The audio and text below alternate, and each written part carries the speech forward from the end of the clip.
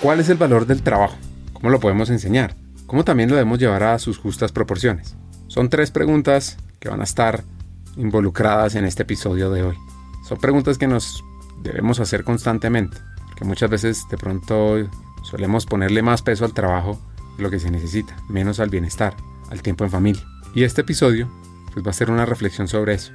El episodio es con un hacker mexicano, Miguel Ángel Orozco, líder de temas de talento, que nos va a llevar también sobre el poder de los introvertidos, sobre cómo se conectó con el derecho y el marco legal, y bueno, sobre muchas cosas más. Aquí viene una gran reflexión.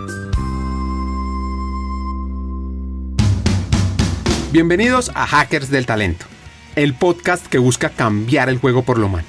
Creemos en una América Latina más competitiva, inclusiva, equitativa, próspera, donde las personas sean el centro del mundo laboral. Nos motiva el talento como motor de cambio y por eso estamos aquí, para ser la fuente de inspiración, unión, colaboración, aprendizaje, debate y acción para la comunidad interesada en talento. A través de historias, reflexiones, conversaciones con CEOs, líderes de talento humano, pensadores y actores de cambio, te vamos a ofrecer hacks para evolucionar como persona, como líder y potenciar tu empresa. Te invitamos a sumergirte en conversaciones profundas, significativas, que te harán pensar, que te inspirarán y que te harán dar ganas de tomar acción para cambiar el juego por lo humano. Únete a nosotros en este viaje para hackear el talento y juntos aumentar la competitividad de América Latina por un futuro más justo y próspero. Su infancia fue feliz con sus 2 hermanas, con su padre trabajando en el mundo de las ventas y su mamá cuidándolos.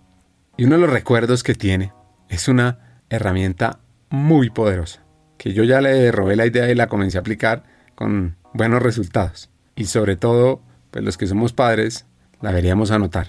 Yo creo que recuerdo muy bien, nosotros no éramos de tener, aquí en México se le llama el domingo, ¿no? Que es como una cuota semanal donde todavía la fecha se sigue dando, donde los papás pues dan una cantidad probablemente a los hijos para que pues tengan para ir a comprar algunas golosinas o ir al cine o yo qué sé, ¿no? Y nosotros no tuvimos eso, nosotros en realidad nos pedían siempre el hecho de hacer algo para ganarte la semana, ¿no? Y yo recuerdo que mi mamá era pues, la que estaba al pendiente de nosotros y nos ponía una lista en el refrigerador con actividades, ¿no? Y le ponía una cuota. Decía, bueno, pues si quieres en aquel entonces 10 pesos, tienes que pintar la pared de la cocina que ya se está descarapelando. Si quieres a lo mejor un poquito más, pues te toca poner a lo mejor el piso de vinil que ya también está desgastado. Y ella compraba todo el material y nos enseñaba a hacer las cosas. Mi mamá, al ser ama de casa, le gustaba mucho hacer estos trabajos caseros. Casi nunca contrataba a alguien, salvo que fuera una situación muy especial, plomería, electricidad. Entonces, todo lo que eran detalles de la casa, pues los hacíamos pues, los que vivíamos en la casa, mis hermanos y yo. Era muy curioso porque si uno quería comprarse un juguetito que había visto, pues iba al refrigerador a ver cuál era la lista, el de la cuota más grande. Entonces, uno se ponía a hacer ese trabajo. Claramente, cuando uno está chico, no sabe cómo hacerlo y mi mamá nos explicaba 1 o 2 veces. Pero recuerdo, era pesada en el sentido de que si no quedaba bien, te hacía repetir todo el trabajo. Y yo creo que eso al final nos fue formando muy bien para no solo ganar el dinero, ¿no? A través de hacer un trabajo, sino hacerlo bien. No se trataba de hacerlo en 5 o 10 minutos y ya estaba listo y quiero mi dinero. Era hacerlo bien, que quedara en las condiciones que ella había pedido y eso creo que yo me recuerdo mucho de eso. Yo a la fecha lo aplico ahora con mis hijos. Ya mis hijas ya están más grandes. Tengo 2 hijas y ya son adolescentes. Un niño de 10, Diego. Y a la fecha lo sigo aplicando. Dice, ¿quieres un poquito más? Bueno, ponte a hacer esto. Te doy tal cantidad, pero lo haces bien. Yo te enseño cómo. Entonces creo que eso fue muy bueno. Yo recuerdo que, bueno, al final eso fue lo que nos inculcaron y sobre todo también el ver a mi papá cómo iba creciendo profesionalmente y nos iba dando ciertos consejos. Todo eso también te va formando hacia la vida activa laboral, ¿no? Entonces fue muy interesante, pero bueno, una infancia, te digo, bastante alegre. Sí fui inquieto. Después ya probablemente entrando un poquito más a la adolescencia me volví un poco más tímido. Desconozco por qué. No me gustaba socializar tanto y después como que pasado pasado los 15, 16 años, volví a entrar en un tema de socialización. Pero esa etapa de la timidez, me imagino que es una preadolescencia. Bueno, yo no me bajaba ni por las tortillas, ¿no? A comprar las tortillas, porque si no me daban un trapo, no me bajaba a comprar las tortillas. Me daba mucha vergüenza, o sea, me volví un poco tímido y no recuerdo, yo trato de hacerme memoria por qué, pero bueno, al final del día, en la adolescencia, me volví mucho más sociable y eso, a mí me gustaba mucho tener amigos,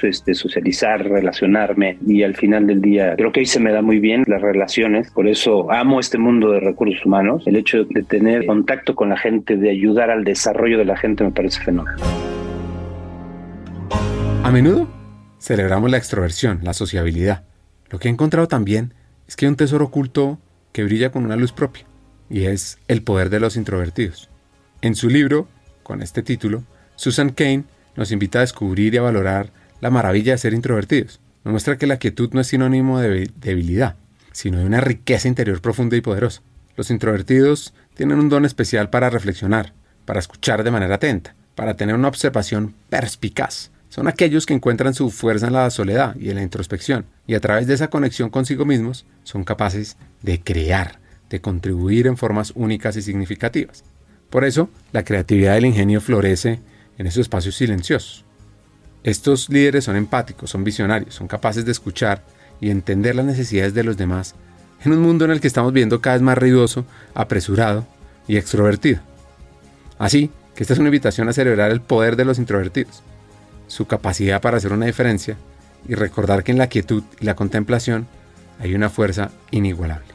Bueno, yo creo que la etapa de pasar de acá en México es de la secundaria a la preparatoria, yo creo que es una parte muy difícil. Entras en una etapa de mucho más libertades que si no sabes, si no tienes o empiezas a madurar, cuesta bastante trabajo. Y yo creo que esa parte a mí me costó mucho trabajo porque, no fui el mejor estudiante de ninguna manera, pero esa etapa de la secundaria a la preparatoria a mí me descarriló un poco. Obviamente fue complicado a nivel familiar, ¿no? Porque pierdes un poco el rumbo de las obligaciones, de las responsabilidades. El haber podido tener muchos amigos, muy buenos amigos, otros a lo mejor no tan buenas amistades, a veces te va desviando un poquito el camino. Y yo creo que esa etapa fue bastante complicada, pero que no me arrepiento de haberla vivido, porque al final me dejó muy buenas experiencias en el sentido de darme cuenta que finalmente no todo puede ser un extremo, no todo puede ser diversión, tampoco no todo tiene que ser un tema de estar enfocado probablemente a los estudios el 100%. Hay que buscar en la vida un balance y un equilibrio. La vida está hecha para mí de equilibrio. O sea, los extremos finalmente te llevan a situaciones precisamente de descarrilamientos, de baja de energía, ¿no? Entonces, si logras poder balancear tu vida, es sensacional. Yo creo que esa fue una de las partes más complicadas. Al final del día y al final del túnel me dio la posibilidad de entender que todo puede darse a través de un equilibrio en la vida, ¿no? Y esto tiene que ver con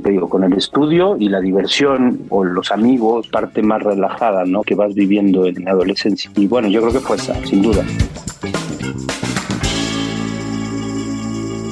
¿Se acuerdan de esa película que se llama A Few Good Men? Sale Tom Cruise y Jack Nicholson, que tiene una gran escena con un jurado detrás.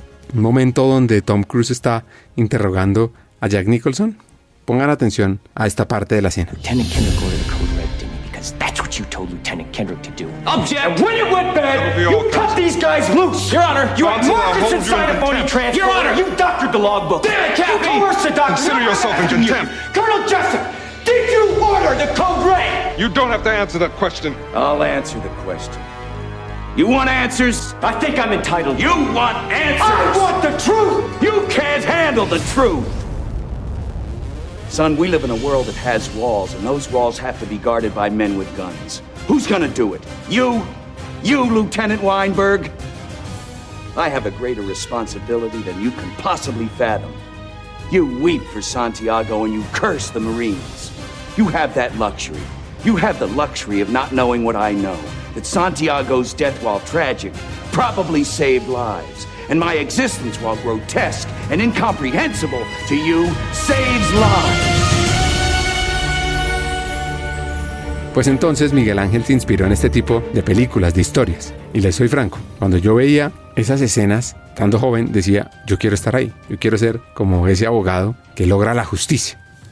En mi época el tema de la vocación y hacia dónde quieres enfocarte costaba mucho trabajo, entonces tú te guiabas mucho a veces por amistades, familiares de qué habían estudiado, etcétera, ¿no? Entonces, cuando yo concluyo la prepa a base de muchos esfuerzos, como te digo, y ya es muy centrado en que finalmente, sabiendo que la carrera profesional, pues finalmente es la base hacia donde vas a dirigir tu trayectoria profesional, ¿no? Normalmente. Entonces, yo tenía un par de amigos que sus papás, con los que yo me llevaba muy bien, eran abogados. Nos dio por el tema yo creo que el tema del derecho es importante, ¿no? Y uno veía en aquel entonces muchas series televisivas, ¿no? Donde había abogados. Entonces uno se imaginaba que ibas a tener aquí al jurado, al juez arriba al estrado, ibas a subir a los testigos y a la gente o el público atrás. Muy americanizado el derecho, cuando la realidad es otra en la parte de América Central y Sudamérica, ¿no? Los juicios no son realmente así, ¿no? Pero uno se lo imaginaba así, entonces era muy apasionante, ¿no? El ir a defender un caso y sobre todo los temas, a mí me gustaba mucho el tema penal, los temas de criminalística, y decido estudiar derecho, ¿no? Entonces entro a la universidad a estudiar derecho, pero como te digo que siempre nos inculcaron trabajo, salvo una etapa de esa adolescencia que te digo que fue complicada, yo llego a un despacho laboralista, despacho en donde finalmente se defienden empresas o extrabajadores o se lleva temas de revisiones de contratos colectivos. Yo empiezo como office boy, o sea, empiezo a llevar y traer papeles, todo eso, pero me llamaba también la atención, todavía no estudiaba, iba a empezar a estudiar, pero te digo, ¿por qué te platico esta anécdota previa? Y yo platicaba con el titular de despacho, que era el papá de un amigo, te comento, y él me explicaba cómo funcionaba en realidad un juicio, pero nunca me explicaba qué había dentro de un tribunal laboral, por ejemplo, ¿no? No me decía cómo era, pero me decía cómo se llevaba el juicio. Entonces yo todavía me seguía imaginando al juez y a los testigos y todo eso, pero él me explicaba la parte procesal. Y a mí me gustó bastante lo que él me contaba de cómo se desarrollaban todos los procesos laborales. Entonces yo me leía las contestaciones de demanda que yo le iba a llevar a firmar al cliente, ¿no? Iba viendo cómo hacía un link entre venía la demanda y qué se contestaba, ¿no? Entonces yo le iba haciendo preguntas cuando regresaba al despacho y le decía, oiga, leí esto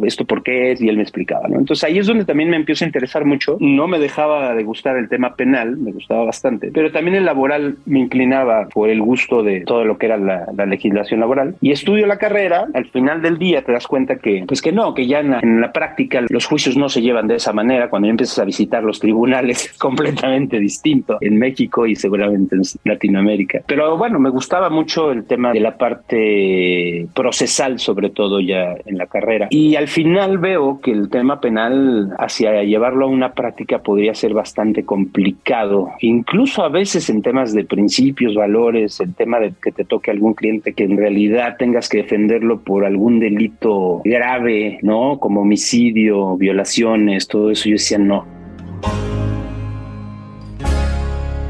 Imagínense que apareció una rama del derecho que lo impactó, le fascinó, lo cautivó, la del mundo laboral. Y tuvo un gran mentor que lo guió, lo inspiró y lo motivó. Y en esa experiencia, como abogado laboral, tuvo muchas anécdotas de todo tipo.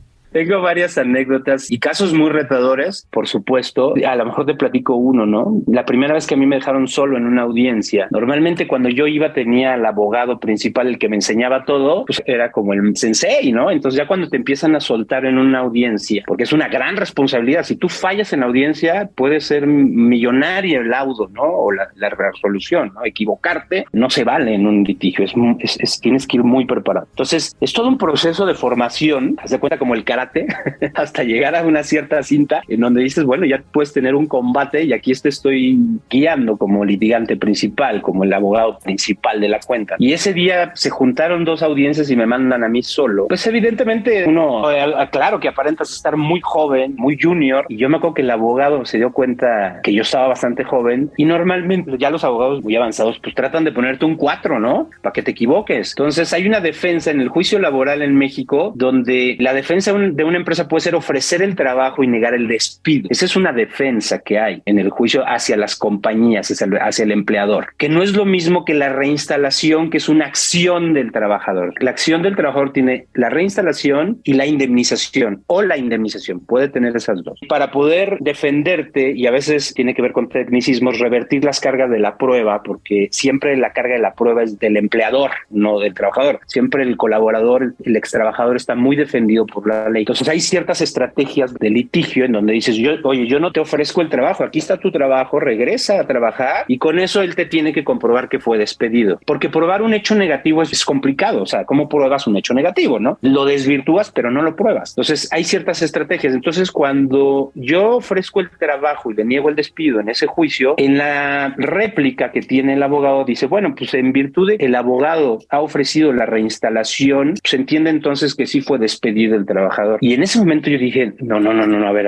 Era un juego de palabras en donde uno podía caer, ¿no? Y fácilmente, si yo hubiera cedido y decir, pues sí, a nosotros nos hubieran condenado en el asunto, pues a mí se me prendió el foco y dije, no, ya me habían enseñado, pues finalmente esto era una defensa. Y yo en mi contrarréplica digo, no, discúlpeme, pero yo nunca ofrecí la reinstalación, lo que se está ofreciendo es el trabajo y negando el despido, que son dos cosas. Entonces me eché una pequeña cátedra muy simple ahí, donde el abogado se dio cuenta que al final uno no estaba tan verde en el tema, ¿no? Y entonces logro finalmente salvar, y cuando yo llego al despacho y muestro el acta de, oye, me pasó esto, pues obviamente el abogado me dijo, muy bien, obviamente ya a lo mejor vas para la cinta negra, vas muy bien, no te equivocaste, así era la respuesta que tuviste que haber dado. Entonces a mí se me quedó muy grabado porque al final del día en los litigios, pues híjole, hay abogados que son muy deliciosos, ¿no? Y tratan de hacerte caer en ese más, y uno tiene que estar muy vivo y escuchando atentamente, no te puedes distraer mucho. Te digo que son orales, porque si no, un juego de palabras te puede llevar a una interpretación del juez, en este caso se llama presidente, no se llaman jueces porque están en la parte del poder administrativo, no del judicial, pero bueno, del que finalmente toma la decisión de quién tiene la razón, y puede haber una interpretación errónea, equivocada, por no reaccionar. Esa es una, ¿no? Te cuento una más simpática, porque las testimoniales en los juicios son pruebas bien importantes, pero son muy difíciles, porque normalmente son testigos que no estuvieron en los hechos, los preparan a veces para poder desahogar y tratar de acreditar algo que se está poniendo en una demanda o en una contestación. Pero te puedo decir que el 80% de los casos no son testigos reales, ¿no? Esa es una deficiencia que tiene el proceso laboral, civil y muchos otros, porque no es que haya estado esa persona, pudo haber escuchado, pero es un testigo de oídas. Entonces hay veces que ni siquiera estuvieron y los preparan para ser testigos. Desafortunadamente así es. Pero bueno, al final del día, así es como se está dando en la práctica normalmente. Y llegada la testimonial, los testigos eran ofrecidos por la parte actora, que son los del ex trabajador, ¿no? Y entonces el testigo primero le pregunta el abogado que ofreció los testigos y luego repregunta el abogado contrario. Cuando el abogado que ofreció los testigos, que fue el que preparó a sus propios testigos, le dice, porque hay un apercibimiento previo a los testigos donde si incurren en falsedad de declaración, ¿no? Pues es constitutivo de un delito, etcétera. Entonces ahí es donde se apanican muchos de los testigos. Y cuando le hacen la primera pregunta, decir que diga si usted conoce a fulano de tal, ¿no? A Miguel Orozco, actor en el presente juicio. Es la primera pregunta. Y el testigo dice, no lo conozco. Evidentemente, cuando quiere hacer una segunda pregunta, que dice, bueno, segunda pregunta, y yo dije, me opongo. O sea, no puedes preguntar otra. ¿Por qué? Porque no lo conoce. O sea, desde inicio, si no conoces a la persona que está demandando a la compañía, no puedes ser testigo. No pudiste ser testigo de absolutamente nada, ¿no? Y obviamente ahí ese testigo se les cayó, porque yo creo que el testigo ha de haber dicho, me van a meter a la cárcel porque yo no fui testigo. Y entonces dice, no, yo no lo conozco, ¿no? Y hubo otra donde dijo, después de que contesta, otro testigo en otro juicio dice que diga la razón de su dicho. Es una de las preguntas finales que le hacen al testigo, ¿no? ¿Por qué sabe y le consta lo que ha declarado? Y dice, bueno, pues porque el señor me lo dijo, y señala al abogado. Obviamente ese testigo queda completamente inválido, ¿no? En el proceso, ¿no? Puede ser que el testigo, o sea, estoy diciendo que él fue el que lo instruyó para que... Son cosas simpáticas que también pasan en los juicios, y hay cosas muy, muy desgastantes en donde, te digo, uno tiene que sacar avante todos estos temas. Y bueno, a veces uno logra probar lo que en realidad es y logras obtener un resultado favorable, a veces no son favorables. Normalmente en los juicios laborales el 75% de los juicios, 80% de los juicios llega a un acuerdo, ¿no? Durante el proceso, para no afectar sobre todo a la persona que demanda. Lo que necesita es el recurso, ¿no? O el trabajo para concluir con el proceso de litigio, ¿no? Entonces normalmente se llegan a acuerdo. Entonces, comienza la revolución industrial, finales del siglo XVIII y principios del XIX. La mecanización, la automatización del momento, transformó drásticamente la manera de trabajar. Los empleados, incluyendo niños, eran explotados en fábricas oscuras y peligrosas, con jornadas laborales de 16 horas y salarios de subsistencia. Pero en medio de esta adversidad, apareció la resistencia. Siglo XIX, los trabajadores comenzaron a organizarse en sindicatos, a luchar valientemente por sus derechos, y a través de la protesta, de persistir, lograron que pasaran las primeras leyes laborales en el siglo XIX. Una de esas fue la Ley de Salud y Moral de los aprendices en el año 1802 en el Reino Unido, que fue una pequeña pero significativa victoria. Ahora, el verdadero cambio llega un tiempo después, siglo XX, cuando se crea la OIT, la Organización Internacional del Trabajo, en 1919. Y lo que permitió esto es los derechos laborales expandirlos, llevarlos al escenario global. Claro, la lucha continuó, pero en el 35 Estados Unidos aprueba la Ley de Relaciones Laborales, que se llama el Acto Wagner, protegiendo el derecho a sindicalizarse. Y 3 años después aparece la Ley de Normas Justas de Trabajo, que ya por fin se establece un salario mínimo y limitó las horas de trabajo. En Europa, a finales del siglo XX y a principios del XXI, se comenzaron a armonizar todas estas prácticas. Y en este siglo, incluso, todavía enfrentamos nuevos desafíos, como los derechos de los trabajadores en la economía geek, el teletrabajo, la seguridad, salud y pensión para aquellos que cotizan por horas. Entonces, ¿estamos preparados para enfrentarlos? Tenemos que pensar en nuevos mecanismos, nuevos ideales para que las condiciones y la calidad de vida de los empleados sea buena y que permita el crecimiento de las compañías. Pues bueno, esto fue un poco de historia de derecho laboral. Al final es como una historia de resistencia, persistencia y de triunfo a lo largo de los siglos. Y también, pues puedes tú ser parte clave de esta noble causa, porque al final es nuestra lucha colectiva por un mejor futuro. Ahora, ¿cómo sigue la historia de Miguel Ángel? La historia sigue en donde mi papá tenía un muy buen amigo que trabajaba en una aseguradora grande en México, ¿no? Que se ha ido fusionando en el tiempo. No sé si puedo decir nombres o no, pero bueno, al final era Seguros Comercial América, después la compra ING y llega a ser AXA hoy en día en México. Pero era Seguros Comercial América, ¿no? Una empresa muy grande que era líder en seguros en los años 90. Y él estaba en la parte de recursos humanos. Él era subdirector de recursos humanos. Bueno, voy, me entrevisto con él. Él me refiere con otro subdirector de relaciones laborales y logro entrar a la compañía como especialista en relaciones laborales después de venir del mundo del litigio. Para mí fue maravilloso. O sea, yo entré a otro mundo completamente distinto, ¿no? En donde pues precisamente te empiezas a dar cuenta cómo está estructurada completamente el área de recursos humanos, cómo juega cada uno el rol, ¿no? Hay un área administrativa, un área de desarrollo organizacional, un área finalmente de relaciones laborales, de atracción de talento, etcétera, etcétera. Y darme cuenta y también ir viendo cómo finalmente esas áreas llegan a tener un relacionamiento, algunas de manera directa, otras de manera indirecta. Y bueno, yo me empiezo a dedicar a toda la parte de relaciones laborales y tengo la oportunidad de que viene la fusión con ING. ING compra Seguros Comercial América y teníamos que cambiar las condiciones laborales porque el contrato colectivo estaba bastante gordo ya.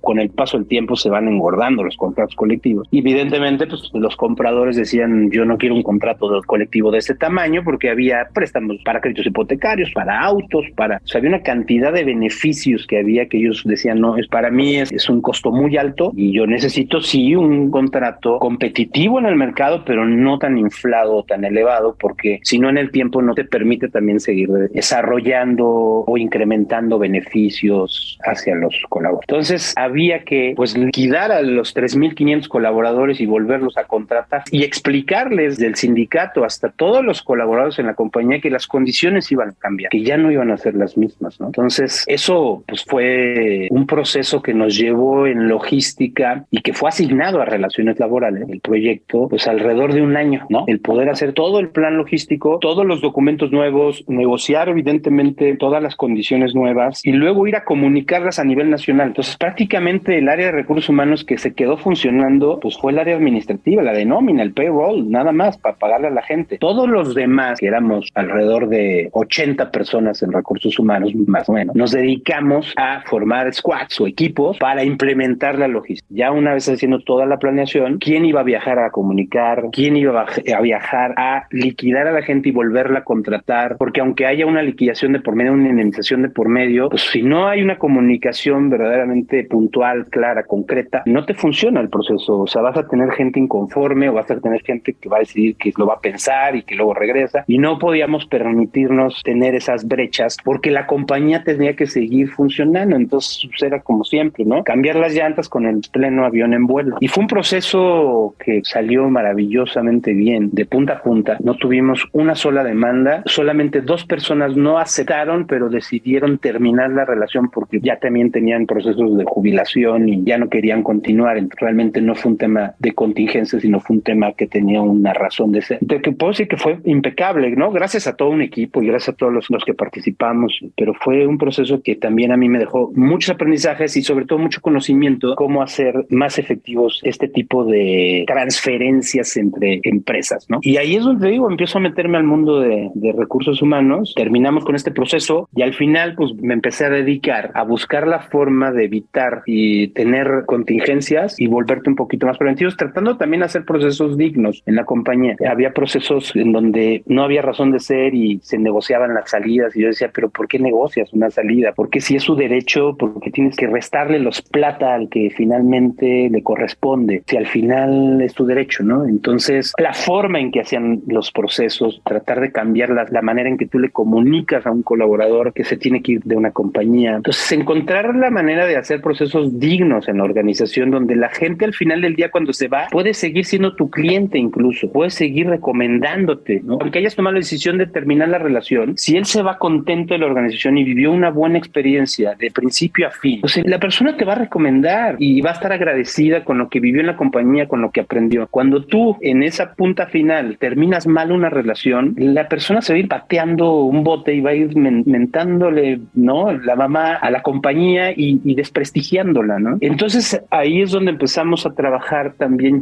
Para entonces yo ya había asumido la responsabilidad de relaciones laborales porque estuve alrededor de 10 años en todo este proceso que te digo de las compañías y más o menos por el año 4 yo tomo la responsabilidad ya evidentemente de la gerencia media, todavía seguía el subdirector y ahí empezamos a trabajar en generar procesos dignos de salida para la gente, ¿no? Es una práctica que se fue en su momento a ING y después a AXA. Yo creo que a la fecha pues espero que sigan aplicando los principios de esas salidas dignas porque al final son momentos súper complicados para la gente. Bueno, incluso está catalogado después de una muerte el vivir un duelo y una separación de una compañía, sobre todo cuando llevas muchos años, ¿no? Entonces, bueno, ese fue uno de los procesos. Había una otra serie de actividades que finalmente había en el área de relaciones laborales que tenían que ver con los sindicatos. Logramos cambiar al comité sindical que también estaba siendo ya muy pesado a raíz de esa fusión con ING. Entonces, tuvimos que cambiar a todo el comité sindical, que también son procesos de establecer bastantes tácticas porque al final tienes personal sindicalizado activo y se te puede también salir de las manos y pueden pararte una compañía, ¿no? Entonces son a veces procesos un poco quirúrgicos para encontrar quiénes tienen que ser los suplentes en ese comité sindical porque al final lo que buscas es que el sindicato, claro que defienda los intereses de los colaboradores sindicalizados, pero que vaya de la mano junto con la compañía. No puede ir al revés un sindicato de la estrategia de la organización porque entonces ahí es donde finalmente se revientan finalmente las cuerdas, ¿no? Entonces, ¿cómo lograr que no perdieran evidentemente su rol y su reputación como sindicato y que la gente finalmente siguiera confiando en el sindicato, pero que no fueras al contrario de lo que finalmente la empresa también tiene apuntando como objetivos y como estrategia, sino sumando, ¿no? Y ayudando a convencer, a motivar a los colaboradores sindicalizados? Entonces fue un trabajo que también estuvimos realizando en el cambio de comité sindical. Yo creo que fueron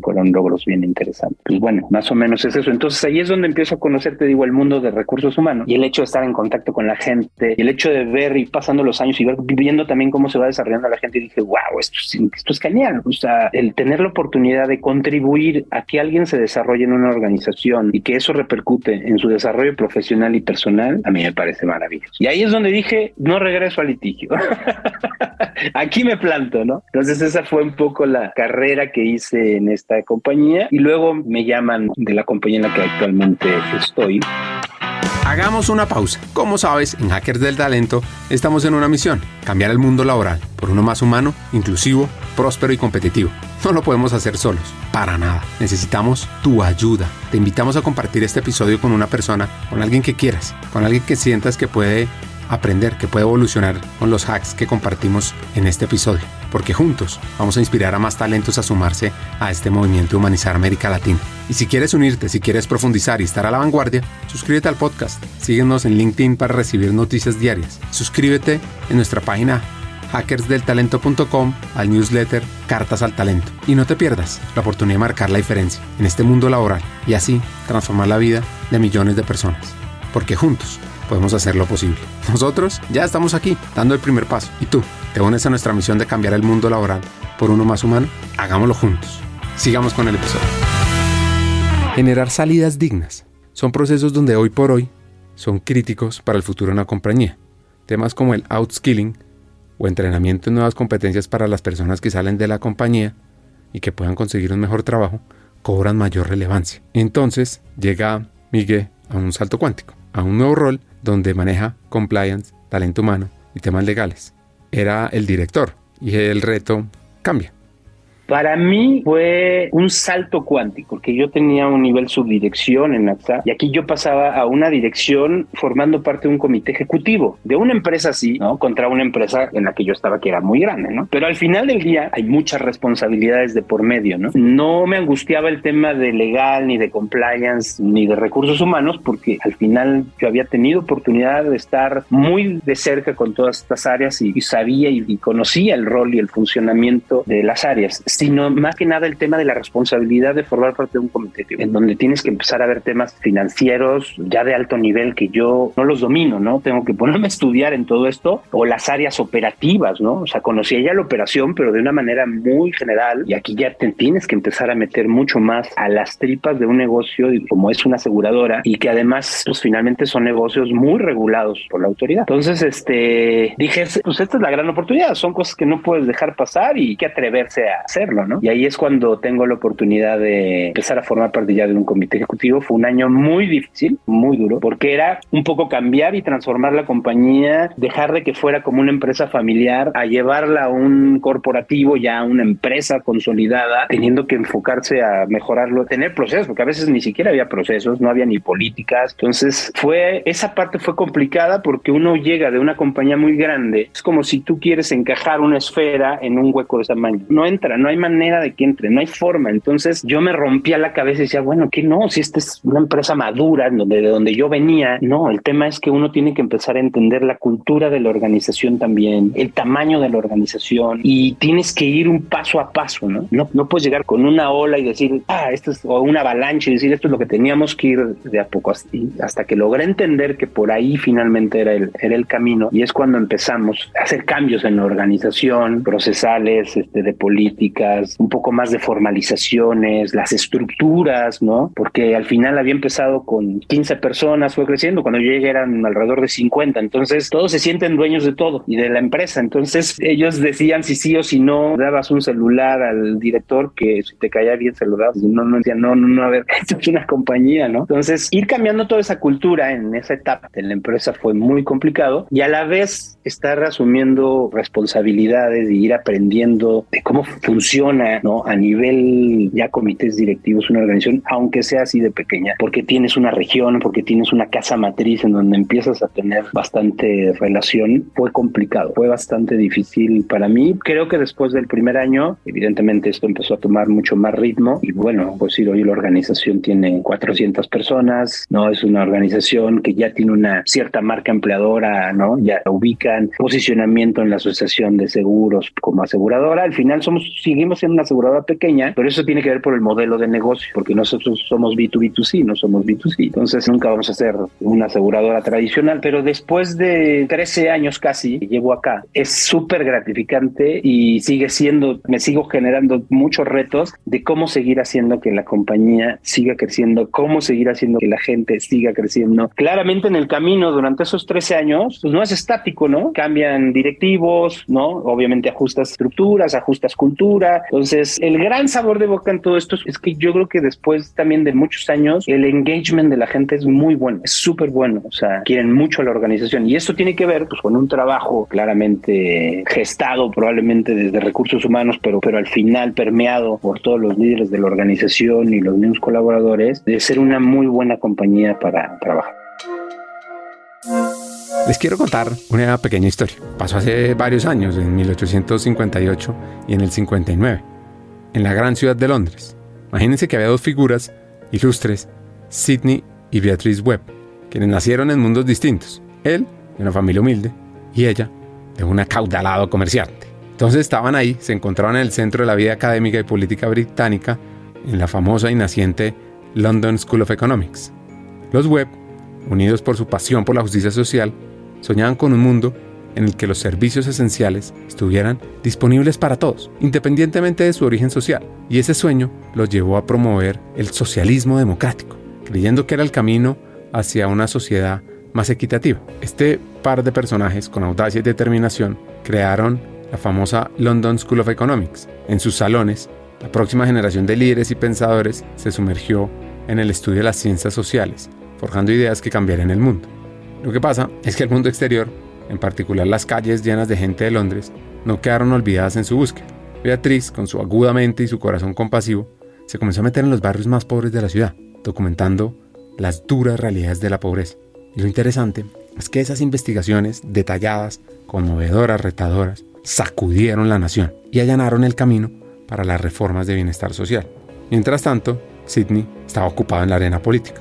Como uno de los cofundadores del Partido Laboralista, ayudó a moldear la dirección política del Reino Unido y a través de sus escritos, de su pluma, trazó la Cláusula 4, una declaración de principios que pedía mayor equidad en la economía y que se convirtió en el faro del partido.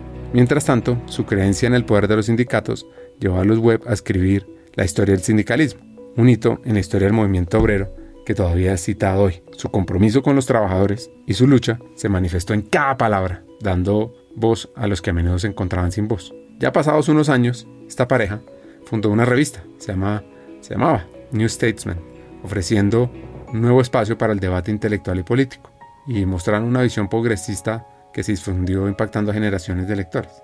Al final, la historia de los Webb, que a veces no tanta gente la conoce, pues es de lucha y esperanza, de avance intelectual, de cambio social. Dejaron un legado no solo en derecho laboral, en política y sociología, sino en cómo cambiar el mundo, que continúa influenciando hoy por hoy. Volviendo a este hacker mexicano, a un tema que está en su agenda, el liderazgo y sobre todo la importancia del liderazgo de los mandos medios. Pues mira, yo te diría de liderazgo. O sea, al final del día, yo creo que si me dijeran, oye, ¿de qué te gustaría hablar? A mí me encantaría hablar de la parte de liderazgo. Para mí, uno de los pilares fundamentales en una organización, para todo lo que quieras hacer dentro de la organización, tiene que ver con líderes. Tiene que ver con los líderes de la organización. O sea, desde la parte top management, pero la banda media es fundamental en una organización, porque finalmente son los que también te ayudan a ir permeando todo lo que va sucediendo y a desarrollar también mucho talento dentro de la organización. Y yo te podría decir que hoy son de los temas en donde uno está mucho más enfocado. Claramente tengo un tema de cultura porque tuve un cambio de administración el año pasado, en donde ahorita estamos también haciendo una transformación en la organización para después de pandemia, o sea, un tema de pospandemia, volver a levantar el vuelo, porque fue bastante mal. Y ahí el liderazgo juega un rol fundamental. Y el tema de liderazgo tiene que ver con un tema de cómo se modela desde arriba para que finalmente esto también se vaya copiando y consolidando o adaptando y que al final los líderes puedan también modelarlo a su estilo, pero con una línea muy clara. Yo creo que sin este factor es muy difícil para mí que las organizaciones puedan salir avantes en todos los retos que pueden tener. Temas de comunicación, temas de desarrollo de talento, temas que tienen que ver con permear la cultura de la organización, temas con cuestiones de enseñanza. O sea, si tú lo analizas, pues obviamente no lo puede hacer ni el comité ejecutivo solo, ni el CEO de la compañía. Al final necesitas, por supuesto, de todo este grupo de líderes que tienen a cargo equipos para que al final se pueda seguir desarrollando el talento y la organización y cumplir los objetivos y la estrategia que tiene la compañía. ¿Dónde está? Yo creo que uno de los puntos medulares, y volvemos al tema, para mí el pilar es la comunicación y la confianza. Muchos líderes, yo creo que a veces cesan en el intento de tratar de consolidarse como tal y modelar hacia sus equipos por la falta de confianza que hay. Si tú no empoderas tampoco poco al líder, no hay manera de que finalmente pueda también tomar decisiones y apoyar, porque al final del día, yo creo que cuando tienes una capa de arriba en unas empresas tan pequeñas en donde todo el tiempo te tienen aquí, o sea, si yo no empodero a mis líderes, a mis equipos, a mis reportes, no hay manera que finalmente ellos puedan generar un estilo y modelar de acuerdo a lo que finalmente estamos. Entonces, yo te puedo decir que son de los temas en donde de alguna manera creo que son fundamentales y primordiales en la organización y que tiene que ver con el liderazgo. Se habla mucho de liderazgo y se tiene que hablar aún más, sobre todo de cómo desarrollar un liderazgo con nuevas visiones, nuevos retos, nuevas generaciones, que se enfoque en un futuro sostenible. Y tiene que ver, ahorita que tocas el tema de generaciones, tiene que ver también con eso. Tienes líderes que tienen muchísima voluntad, pero tienen un estilo de liderazgo que no se adapta a las generaciones actuales, porque finalmente hay una brecha generacional interesante. Y el tema es que la nueva generación no se va a adaptar al estilo de liderazgo de la generación X, o si ya me voy muy lejos del baby boomer. Uno tiene que adaptarse, ¿no? Y tratar de encontrar también, pero yo cuando hoy veo a líderes, el líder del látigo, el líder de yo soy el jefe y aquí haces lo que yo digo y yo Dios, cuando yo digo eso, digo, no, espérame. O sea, estamos a muchos años luz de lograr un liderazgo auténtico, porque eso no te va a funcionar. Porque hoy las generaciones actuales tienen al alcance cualquier cantidad de información, evidentemente están educados de otra manera, entonces no va a haber forma de poder ni desarrollar, ya no te digo retener talento de esas generaciones con un liderazgo antiguo, con un liderazgo de aquí así se hace y ABC, aquí no me muevas y lo tienes que hacer que está mal. No, le tienes que dar la oportunidad de que él crea, innove, te ponga cosas en la mesa, de también empoderarlo para ciertas cosas, de generarle esa responsabilidad de que finalmente es su proyecto y él tiene que sacarlo adelante y tú te vuelves una guía de eso. Y todavía yo creo que muchas organizaciones, y por eso es lo que tú dices, es hablar del liderazgo es bien complejo. Y sí tiene que ver, juega mucho y es muy clave el tema de las generaciones, ¿no? O sea, otra cosa es, si tienes un equipo, no sé, tramo de control, donde tienes 5 personas, pues probablemente tu estilo de liderazgo tiene que también ir buscando y entendiendo y adaptando un poco a la gente que tienes. Tienes que conocer a tus equipos. Yo no le puedo tratar el mismo tema de la misma forma a mi responsable de recursos humanos que a mi responsable de legal. ¿Sabes por qué no? Porque tienen perfiles bien diferentes. Tengo que utilizar probablemente otra forma y otra comunicación para que finalmente pueda haber una atención hacia eso y lo logren captar o lo logre convencer de algo. Porque al final juega un rol importante el perfil también de la persona. Y hay líderes que dicen, esa es la línea y aquí todos parejos, ¿no? Yo digo, tienes que ir conociendo a tu gente y ver de qué manera al final vas bajando los temas, aunque es el mismo, de distintas maneras o de distintas formas, cumpliendo con el mismo objetivo, ¿no? ¿Qué le ha funcionado en su evolución como líder de equipos? Tener constante comunicación con la gente y generarle esa confianza y empoderamiento. Eso es lo que a mí me funciona. ¿Qué no me ha funcionado? Soltar demasiado a veces, ¿de acuerdo? Creo que también hay perfiles en donde no puedes soltar tanto, o sea, ese empoderamiento tiene que ser mucho más mesurado y tener un seguimiento a lo mejor mucho más puntual. No me funciona a veces lo que te digo. Si te doy a ti, Ricardo, el proyecto y vamos teniendo reuniones periódicas para ir viendo cómo vamos a avanzar. Probablemente para la gente esas reuniones periódicas pueden ser cada tercer día, para otros tienen que ser diario, para otros tienen que ser cada 15 días. Entonces no puede estar igual, trazar una táctica de liderazgo en ese sentido. Lo que sí es esos dos pilares de comunicación y confianza, no lo suelto, o sea, no es algo que es transable, no es algo que diga, bueno, no voy a confiar en él porque no, cometí un error, te levantas, lo resuelves, seguimos adelante, ¿no? Entonces, eso me ha funcionado. Me ha funcionado en el tema del liderazgo, el tema de buscar que haya proyectos mucho más transversales. Parecería que las áreas que yo traigo son silos y al final logras encontrar que hay bastante relación hoy entre legal, entre recursos humanos, entre riesgos, en compliance, en procurement, o sea, logras encontrar que finalmente hay puntos de conexión en común. Entonces, el hecho de generar proyectos permitan desarrollar ese accountability en la gente, que permitas empoderar a la gente y que tome esa responsabilidad, funciona. Eso me ha funcionado. Entonces, yo te podría decir decir que esos son como los factores principales. Otra de los temas, a lo mejor ya como líder dentro del comité ejecutivo, es finalmente también el poder tener esa buena relación entre mis pares, buena información de la compañía y bajarla a los... Prácticamente yo casi nunca filtro o catalizo la información que viene de un comité ejecutivo hacia los equipos, a menos que sea una situación muy confidencial, porque al final la forma de poder transmitirles qué es lo que está pasando en la organización, cómo está funcionando X proyecto en el área operativa o en el área de transformación, etcétera, le empiezas a encontrar sentido también a lo que estás haciendo como área staff. Yo tengo a cargo muchas áreas de staff. Eso me ha funcionado también en la parte de liderazgo. ¿Quieres potenciar a tu equipo, a ti, evolucionar hacia un nivel de desarrollo fuera de serie? Excelente, te tengo noticias.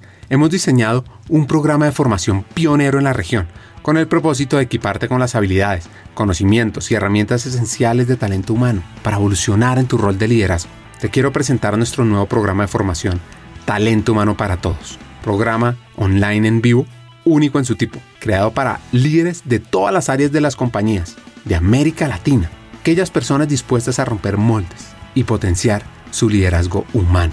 Ahora, seguro te preguntarás, ¿por qué Talento Humano para Todos es la elección perfecta para mí? Pues mira, vienen 4 razones. 1. Aprenderás de la mano de los hackers del talento, destacados vicepresidentes de talento humano que están liderando la transformación en sus organizaciones en América Latina, quienes te compartirán las mejores herramientas para potenciarte a ti, a tu equipo y a tu compañía. 2. Te integrarás a una comunidad de estudiantes, de líderes visionarios, personas que como tú están decididas a marcar diferencias significativas en sus equipos, usando las mejores prácticas y herramientas de talento humano, porque es que talento humano no es un área, talento humano es de todos. 3. Nuestro contenido te va a dar una ventaja competitiva.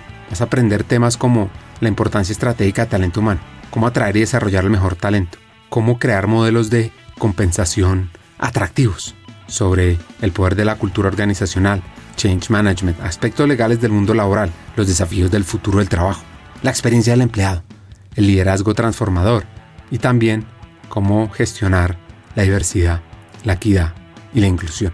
Y 4, por cierto, vivirás un aprendizaje interactivo, dinámico, con sesiones además de coaching entre pares, debates, desafíos y además podrás profundizar en tu aprendizaje al tener acceso a miles de contenidos asincrónicos para aprender a tu propio ritmo. Así que, ¿estás listo?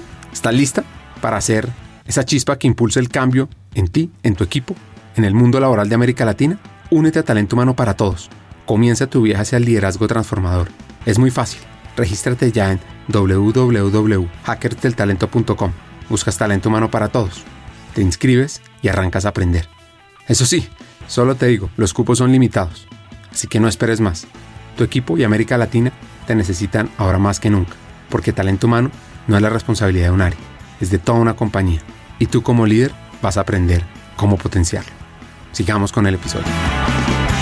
Para cerrar el episodio, un par de consejos. El mejor consejo que me han dado es nunca dejes de ir a una entrevista de trabajo, jamás. Si te llaman, ve, no sabes en lo que te vas a encontrar. Mucha gente, eso me acuerdo mucho de un director en otra compañía que me dijo, yo le platiqué, oye, tengo una entrevista, pero la verdad yo estoy muy a gusto en esta compañía y te hablo de Comercial América. Y me dijo, ¿qué? No, señor, usted va a la entrevista. Oye, pero yo estoy muy contento en esta... Sí, pero ve a escuchar. Si finalmente te están buscando porque tienen un interés en lo que haces, en tu expertise, probablemente no te llame la atención, pero probablemente encuentres también información que te sea útil a ti. Entonces, y puede ser a lo mejor el puesto de tu vida. Vete a saber. Dice, nunca dejes de escuchar las propuestas que te hagan. Si eso lo trasladas al tema de escucha, ese es el consejo que a mí me dieron, que tiene que ver con ir a una entrevista. Cuando yo lo llevo a un tema de qué consejo te daría, creo que es algo a lo mejor muy común, es escucha más, habla menos. Entonces, y yo trabajo con eso. Doy ese consejo y lo trabajo todos los días, porque uno quiere anticiparse y adivinar lo que está pensando el otro, porque ya tienes una idea concebida. Y a veces no escuchamos